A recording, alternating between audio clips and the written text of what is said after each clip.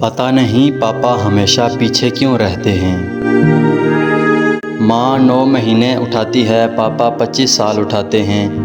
دونوں برابر ہیں، پھر بھی پتہ نہیں پاپا کیوں پیچھے ہیں۔ ماں گھر والوں کے لیے بغیر تنخواہ کے کام کرتی ہے، پاپا ہمیشہ اپنی ساری تنخواہ فیملی کے لیے خرچ کرتے ہیں۔ دونوں کی کوششیں برابر ہیں، پھر بھی پتہ نہیں کیوں پاپا پیچھے رہ گئے ہیں۔ ماں جو چاہے پکاتی ہے، پاپا جو چاہیں خریدتے ہیں، دونوں کی محبت برابر ہے، لیکن ماں کی محبت کو صرف برتر دکھایا گیا ہے، پتہ نہیں پاپا کیوں پیچھے ہیں۔ جب آپ فون پر بات کرتے ہیں تو سب سے پہلے ماں سے بات کرنا چاہتے ہیں۔ اگر آپ کو تکلیف پہنچتی ہے تو آپ ماں کہتے ہیں۔ آپ پاپا کو تب ہی یاد کریں گے جب آپ کو ان کی طرف سے احسان یا پیسے کی ضرورت ہوگی۔ لیکن پاپا کو کبھی نہیں لگتا کہ آپ ان کو ہر وقت یاد نہیں کرتے ہیں۔ جب اولاد سے پیار ملنے کی بات آتی ہے تو نسل در نسل پتہ نہیں کیوں پاپا ہمیشہ پیچھے رہتے ہیں۔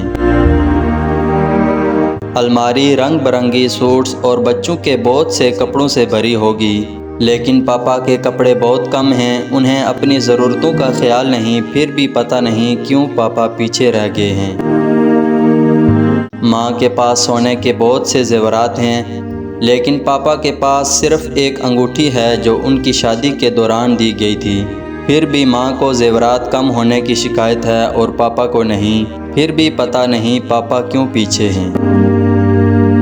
پاپا ساری زندگی خاندان کی دیکھ بھال کے لیے بہت محنت کرتے ہیں، لیکن جب پہچان کی بات آتی ہے تو نہ جانے کیوں وہ ہمیشہ پیچھے رہ جاتے ہیں۔ والدہ کہتی ہے ہمیں اس مہینے کالج کی ٹیوشن ادا کرنی ہے، برائے کرم فیسٹول کے لیے میرے لیے کپڑے مت خریدیں، جبکہ والد صاحب نے کبھی نئے کپڑوں کا سوچا تک نہیں۔ دونوں کی محبت برابر ہے، پھر بھی پتہ نہیں پاپا کیوں پیچھے ہیں۔ جب ماں باپ بوڑھے ہو جاتے ہیں تو بچے کہتے ہیں کہ ماں گھر کے کام کاج میں کم از کم کام آتی ہے، لیکن وہ صرف پاپا کہتے ہیں۔ پاپا پیچھے ہیں کیونکہ وہ خاندان کی ریڑھ کی ہڈی ہیں، اس کی وجہ سے ہم سیدھے کھڑے ہو سکتے ہیں۔ شاید یہی وجہ ہے کہ وہ ہمیشہ پیچھے رہتا ہے، اور ہمیشہ کے لیے جاتے ہوئے بھی گھر والوں کے لیے اپنا سب کچھ چھوڑ دیتا ہے۔ پھر ہمیشہ پاپا پیچھے کیوں رہتے ہیں؟